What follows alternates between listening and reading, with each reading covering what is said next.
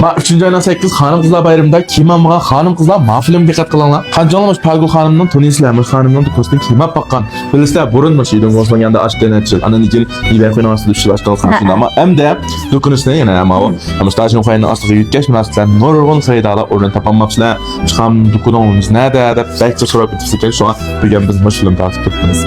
Kommunayski barcha hanım kızlarla imse menin dokunumның ornunu bilemey kapsızlar nurgunlar. Nurgun xiridalı bilisizlar yana asadaki xiridalı dokunumuzun ornunu yötkeniz bilemey kaldık depsizlar. Dokunumdan şun koyanmaslığı yötkeldi. Dokunumuzga şu ayalla bayramlık semballık, heytlik kiyim-kechekler barliq mallı tuluq kep boldu, rang numurları degендей. Ondan meyle turmuşluq kiyim alamsızlar, meyle heytlik sorulluq kiyim alamsızlar, hamma mallı tuluq kep boldu. Kommunayımızda yani şu Palgul hanımla tunit qilib men tonem deb imkasını izlotanglar, malla paqalı, men malli paqandanglar. Malning sifatlari haqiqatan bak yaxshi. Nurgullar hanımlar sizlar izchil qo'llab kelyapsizlar.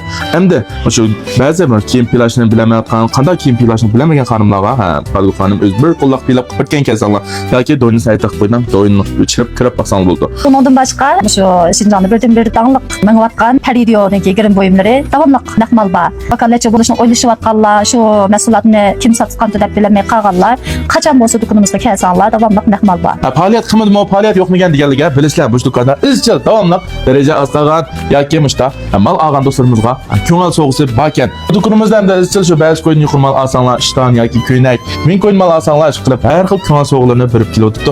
Ashta ko'ngil so'g'ini olib baqqan, ashta faaliyat qatnashib baqqanlar inkaslarni yozib qo'yinglar. Rasmi yolg'onmi? Bundan başqa uruqluqlam kiyim baxmı deb so'rag'anlar bakansizlar. Mening do'konimda 45 kilodan boshlab 90 kilogacha xonimlarga izchil kiyim bor. Mayli ishton gansar elanglar, mayli ko'ynak elanglar, sun'iy elanglar, chapan elanglar, hammasidan davomli bodakligim bor, oma xonimlarga.